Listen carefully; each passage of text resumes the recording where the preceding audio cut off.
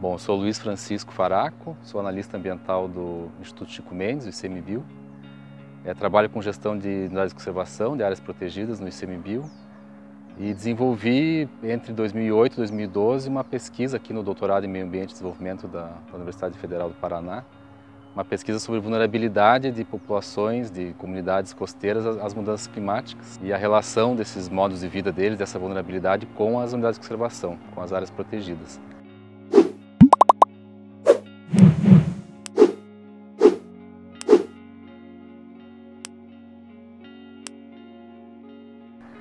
A gente trabalhou em 8 comunidades da região de Guaraqueçaba, litoral norte aqui do Paraná, e a gente procurou selecionar comunidades com tamanhos diferentes e também com posições diferentes dentro do estuário, desde aquelas que estão mais próximas da desembocadura do estuário, mais próximas do mar aberto, até as que estão mais no fundo do estuário. Então a gente trabalhou com 8 comunidades com essas características variadas em termos de população, né, tamanho e situação em relação ao estuário.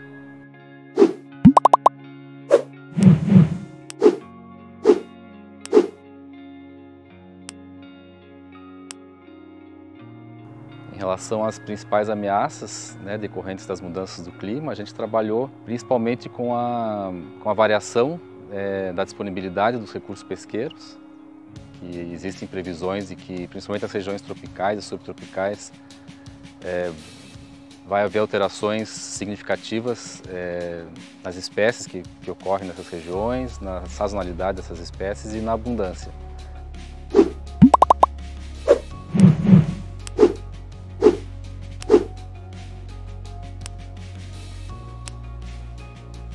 Então, como essas comunidades dependem bastante da pesca, a gente considerou que essa era uma das principais ameaças.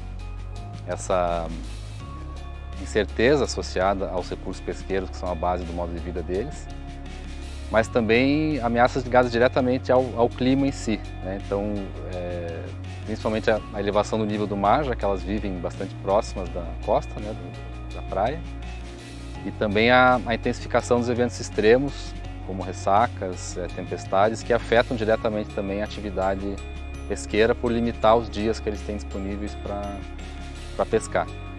Então a gente considerou inicialmente essas 3 ameaças principais, mas por falta de dados básicos sobre o clima, a gente acabou trabalhando apenas com a questão da pesca, os recursos pesqueiros, e mesmo assim de uma forma indireta, né? A gente fez uma análise que é chamada de vulnerabilidade contextual.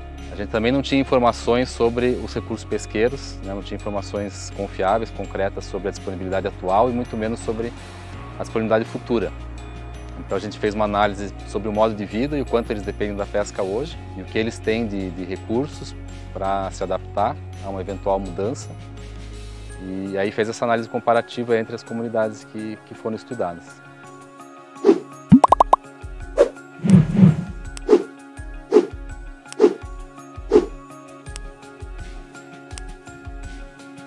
Com relação à sensibilidade, como a gente considerou as possíveis variações na disponibilidade de recursos pesqueiros como a principal ameaça, o principal fator de sensibilidade era a dependência dessa atividade, da pesca. Mas a gente notou que, apesar das comunidades parecerem serem muito semelhantes aparentemente, elas são chamadas de comunidades pesqueiras, mas na verdade elas variam bastante em relação a essa dependência da pesca. Então, mesmo comunidades muito próximas e aparentemente muito parecidas, têm uma dependência bastante variável dessa atividade pesqueira. Mesmo dentro das comunidades, entre as famílias, a gente analisou família por família, né, usou a família como a unidade amostral. Mesmo entre famílias vizinhas, às vezes, elas têm uma dependência da pesca que é bastante variável também.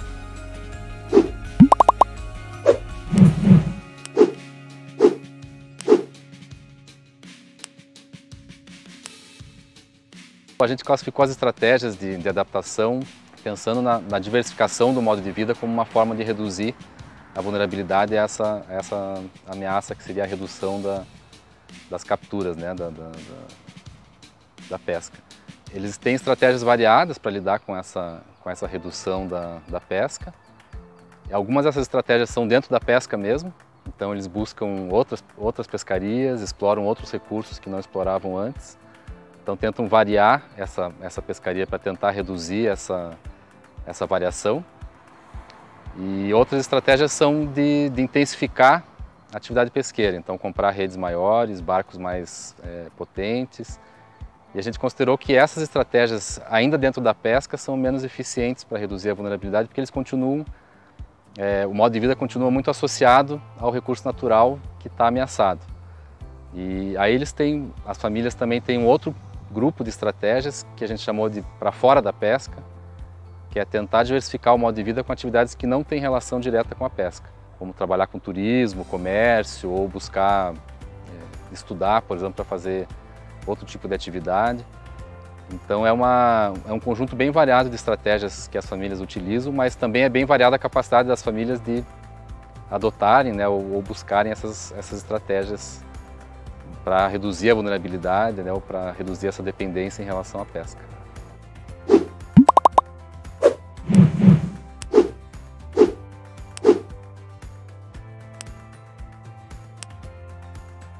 Em relação ao nível de vulnerabilidade, o que a gente notou, talvez nos principais resultados, é que essa vulnerabilidade varia bastante em diferentes escalas. Então, desde uma comparação entre as famílias numa mesma comunidade, entre as comunidades que a gente estudou.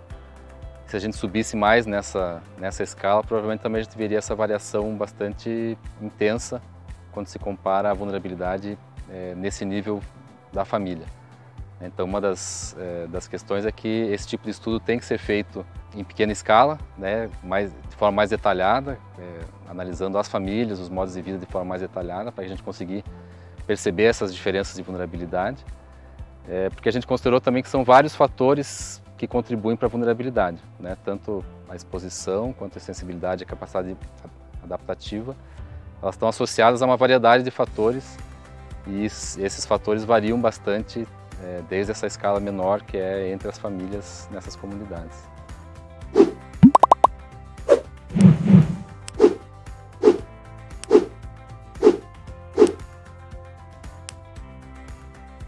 Em relação às diferenças na vulnerabilidade, a gente considerou a exposição à queda na disponibilidade de recursos pesqueiros como igual para todas as comunidades, porque a gente não tinha dados mais concretos sobre essas eventuais variações nessa disponibilidade dentro do estuário ali de Guaraqueçaba. Então o que determinou a diferença em vulnerabilidade foram as diferenças na sensibilidade e na capacidade adaptativa.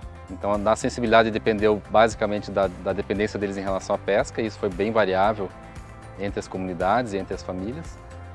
E a capacidade adaptativa a gente considerou uma diversidade de indicadores, acho que 16 ou 17 no total, relacionados aos diferentes tipos de capital social, físico, econômico que eles têm.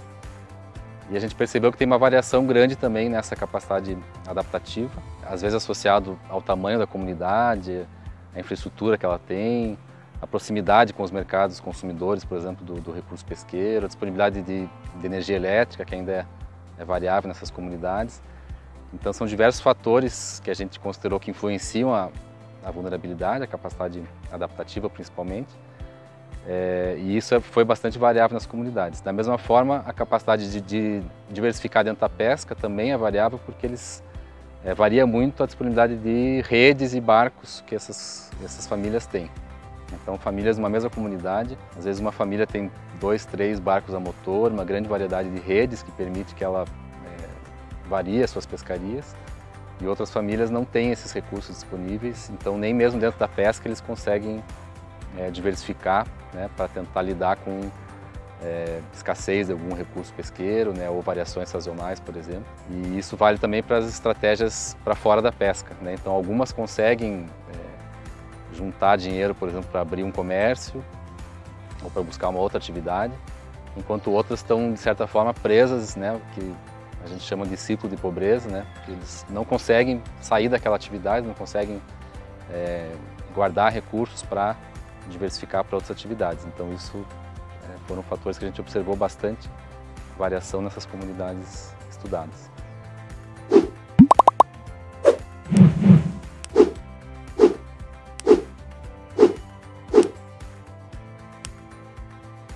Em relação ao uso dos ecossistemas, a gente percebeu que, apesar das variações entre as comunidades, entre as famílias, o modo de vida deles ainda é bastante dependente da pesca, então dos recursos naturais, dos ecossistemas da região. Também tem um aspecto cultural bastante forte de muitas famílias não quererem sair dessa atividade. Então, a própria metodologia da pesquisa pode dar a entender de que eles saindo da pesca, a vulnerabilidade vai reduzir, então que isso seria uma coisa boa, mas por outro lado tem essa questão cultural, essa vontade de continuar com a pescaria, com as pescarias que eles fazem. Então alternativas também devem ser trabalhadas dentro dessa atividade de pesca e que é associada aos ecossistemas. A gente percebeu algumas estratégias que tentam diversificar os modos de vida, mas mantendo essa relação com os ecossistemas, que são essa busca por pescarias diferentes, e também algumas estratégias que envolvem o cultivo, como o cultivo de ostras, que é difundido na região, mas ainda num estágio bem inicial. E algumas famílias utilizam esse cultivo de ostras como uma estratégia para dar mais segurança, mais estabilidade na renda, mais segurança alimentar para eles ao longo do ano. Então as ostras funcionam, esses cultivos funcionam como um banco, onde eles têm mais controle sobre a disponibilidade do recurso e podem usar quando tem mais necessidade. Tem uma experiência lá que é de uma pequena cooperativa, uma pequena associação de cultivos, que conseguiu se estabelecer com o apoio da universidade e hoje trabalha com essas ostras, consegue uma renda maior. Então talvez esse seja um dos caminhos, que é trabalhar as cadeias produtivas dos recursos naturais, tanto a ostra como o caranguejo também. A gente fez alguns estudos depois com cadeia produtiva do caranguejo. É possível aumentar a renda dele sem necessariamente aumentar a exploração dos recursos. E aí com isso talvez proteger também esses modos de vida das variações sazonais ou as variações mais intensas que venham a partir das mudanças climáticas.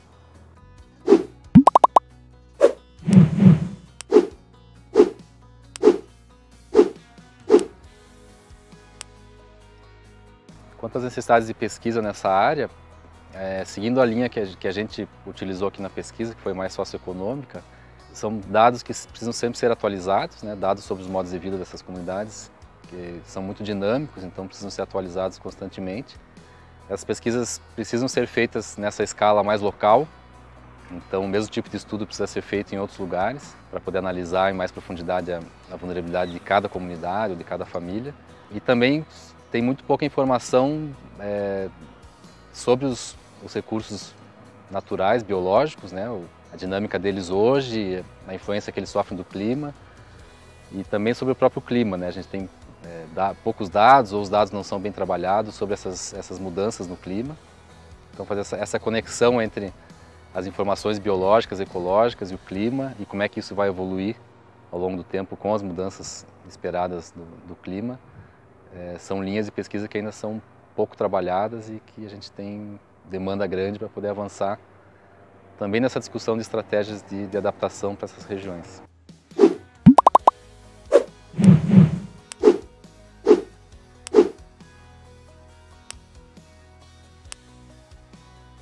Em relação às pesquisas e às propostas de estratégias de adaptação, né, adaptação baseada em ecossistemas, acho que uma questão bastante importante é fazer essas pesquisas e discutir essas propostas de adaptação com essas comunidades que estão expostas às mudanças do clima, ou são vulneráveis a essas mudanças, né? Porque é comum a gente propor alternativas de renda ou transformação nesses modos de vida sem ouvir ou sem considerar as vontades dessas comunidades.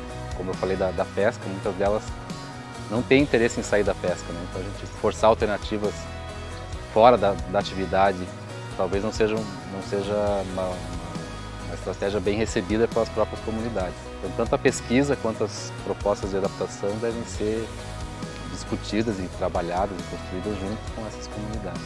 Bom, para quem quiser mais informações sobre essa pesquisa que a gente realizou no litoral do Paraná, tem duas fontes principais de referência. Uma é a minha tese de doutorado e a outra é um artigo que foi publicado recentemente também com os dados da tese. E os dois estão disponíveis em PDF, vão estar disponíveis no material de apoio do curso, estão disponíveis na internet também, buscando pelo meu nome é possível encontrar.